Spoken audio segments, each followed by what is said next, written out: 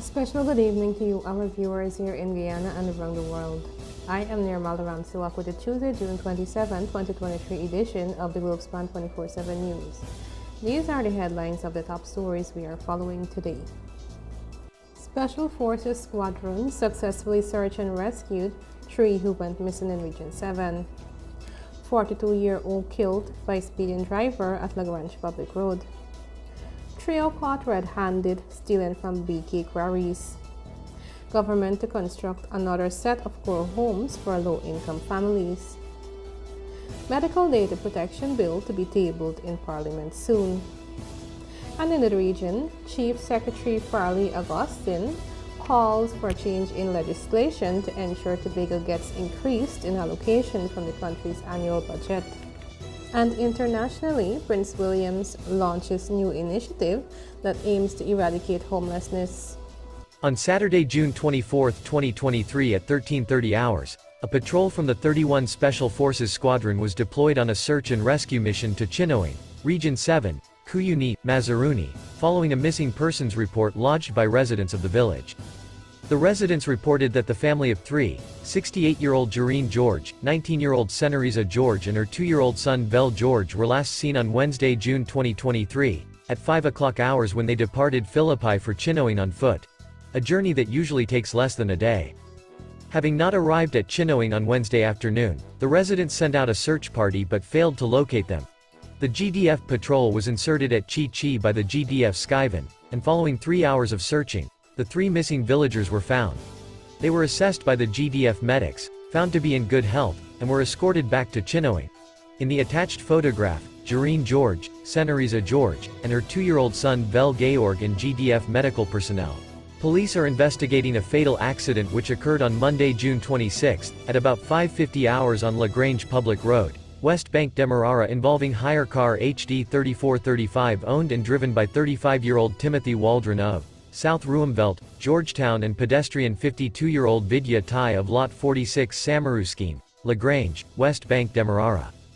Inquiries disclosed that hire car HD 3435 was proceeding north along the western side of the road at a fast rate when the driver alleged that while he was in the process of overtaking a motor car, number unknown, that was proceeding in front of him, the pedestrian suddenly ran across the said road from the eastern side to the western side when the left side front portion of the hire car collided with her. As a result of the collision, the pedestrian was flung onto the bonnet and windscreen of the hire car, then fell onto the road surface and sustained injuries to her body. She was picked up in an unconscious state by the police and the driver and escorted to West Demerara Regional Hospital where she was pronounced dead on arrival. The body was transported to Ezekiel Funeral Home for storage and post-mortem examination. The driver was arrested, a breathalyzer test was conducted on him and no trace of alcohol was detected and a notice of intended prosecution was served. Further investigations are in progress. 3 men appeared before Bartica magistrate on Wednesday, charged with simple larceny. They pleaded guilty and were each fined $50,000 with an alternative of 6 months imprisonment. The men, Kurt Benfield of Prince William Street, Plaisance, Quincy Davis of Durban Street, and Paul Persad of 3rd Street, Mon Repos, were caught red-handed stealing heavy-duty equipment parts from BK Quarries, Teparu. The theft of equipment had been going on for years. Late Sunday evening, a security guard attached to the quarry noticed the men acting suspiciously. He said that he approached them and questioned their actions. One of the men told him that they will fix him up early in the morning. The guard alerted his supervisor. By the time the supervisor arrived, the men had disappeared, but they had already been identified. The men, when apprehended, led the security team to the waterfront, where they had hidden the stolen items. The items were estimated to cost about $200,000. A further search found other articles that had been stolen and hidden in a boat at the waterfront. They were detained and taken to the Bartica police station. There, they confessed that they had been stealing for years. Senior officials at the quarry said that because of the wide expanse of the quarry, people were able to time the security patrols. They would go to the location where the equipment is and remove whatever part they needed. One of the workers said that the men who were fined on conviction were drug users. It is believed that they would sell the stolen goods to buy marijuana. The Ministry of Housing and Water's Central Housing and Planning Authority, CHPA, will be undertaking the construction of 70 core homes for low-income families in Region 4. The ministry is inviting bids from eligible bidders to carry out the project, which entails the construction of 20 by 20 feet 2-bedroom concrete units. The Core Homes initiative falls under the $5.8 billion, $28 million United States dollars, Adequate Housing and Urban Accessibility Program, AHUAP, funded by the Inter-American Bank, IDB. A total of 250 low-income families are set to benefit from the program. Each unit cost about $4 million and beneficiaries are only required to contribute a sum of $100,000 towards the cost of the home. They also receive a 5-year termite treatment certificate and electrical certificate for the building valid for 10 years. Last month, the ministry handed over 13 homes to families in Sophia, Georgetown. In that community alone, some $191.6 million has been allocated for the construction of 80 core homes. Several homes were also constructed and handed over in Westminster, Onderneming, Lust en Rust, Rec Door Z, and Parfait Harmony Phase 2, Region 3. The project boundary spans from Georgetown to Grove on the East Bank Demerara, and Westminster, Onderneming, Lust en Eust, Rec Door Z, and Parfait Harmony Phase 2 on the West Bank Demerara. On the East Coast, it spans from Georgetown to La Bonne Intention, LBI, to Haslington. A bill that will ensure the protection of medical data for persons in Guyana will be laid in Parliament within the coming weeks. Minister of Health, Dr. Frank Anthony, disclosed the information at the launch of the Family Health Manual at the Ministry of Health, Brickdam, on Tuesday. He told persons gathered for the launch that the bill was written as part of the government's efforts to secure persons' data, even as Guyana transitions to an electronic health record system. The legislation outlines hefty fines for persons found guilty of any breach of confidentiality, ranging from a minimum of $20 million, all the way up to $100 million. It also provides for persons to face imprisonment for offenses under the Act. Minister Anthony said that the bill and its consequences serve as a warning to everyone that as healthcare workers, it is pertinent to ensure the protection of patients' data. The government intends to lay the Data Protection Bill 2023 in the National Assembly after it engages key stakeholders. It is currently conducting consultations with several stakeholder organizations, following which, recommendations will be taken on board to enhance the legislation. The bill will help to regulate the collection, storage, processing, use, and dissemination of personal data, all in a private manner. It will consider an individual's right to privacy and will aid in aligning Guyana with the best international practices on data protection and privacy. Tobago House of Assembly Chief Secretary Farley Augustine presented a $4.54 billion budget for Tobago for fiscal 2024, in which he listed numerous plans and social programs geared towards improving Tobago and protecting its people from the shocks of the post-COVID world and even climate change.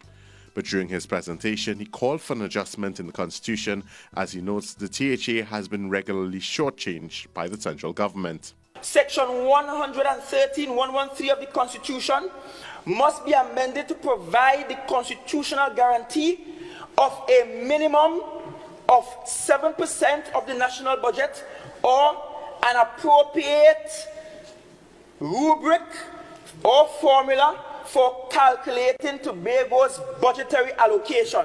The Chief Secretary says the THA received $1.4 billion less than it had requested for fiscal year 2023 in the national budget, and this was compounded by the fact that after the mid-year adjustment, the government did not bolster the THA allocation significantly. What is even more fiscally and financially abusive is the illegal conduct of the Minister of Finance in single-handedly reducing the amount of money approved by the National Parliament for the Assembly.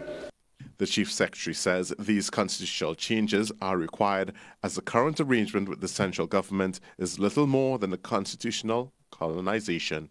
Peter Christopher, CNC3 News.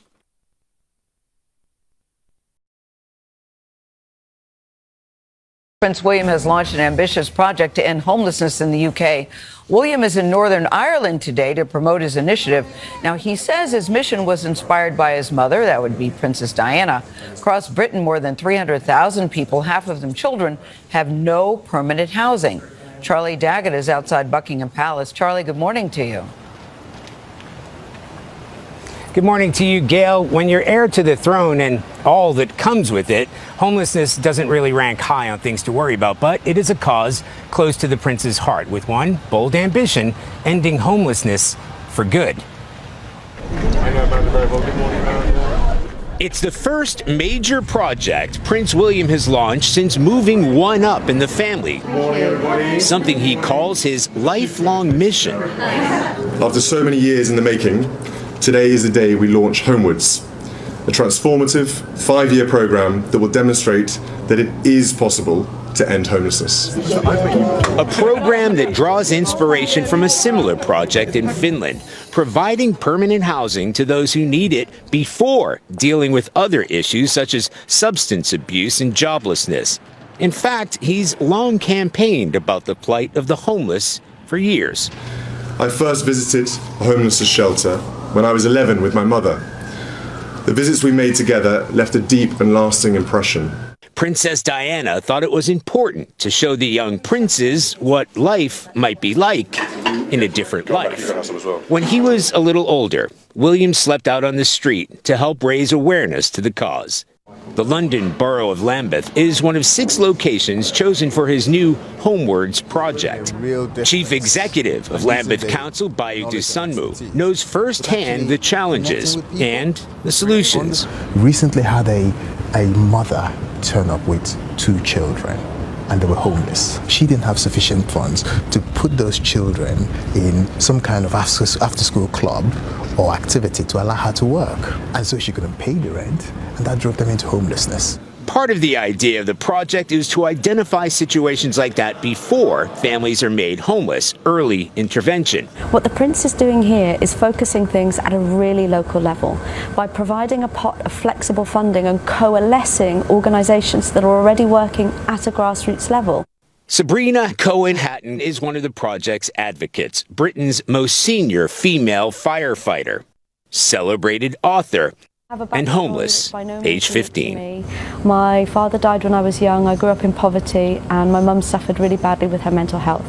When I think back to some of the experiences that I had, especially the dehumanisation that I experienced, it was phenomenal. I was punched, I was kicked, I was spat at as a 15, 16-year-old girl. You wanted to become a firefighter. Why? In a funny kind of way, I wanted to help people in a way no one had been able to help me. And since joining the fire service, I was able to continue with my education. I've got a degree, a master's degree, a PhD, 7 honorary PhDs. She said shaking the stigma of homelessness was the hardest part at the beginning. What does home mean to you? Nobody chooses to be homeless. With multiple homes in the family, Prince William readily admits he's one of the most unlikely advocates for this cause. But it's a cause he's determined to see through.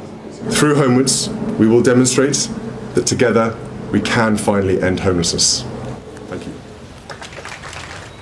Prince William said the aim of the project is to make homelessness rare, brief, and unrepeated. He snuffed up roughly $3.8 million from his own foundation, but that will hardly dent the need with 1.2 million people here on housing waiting lists.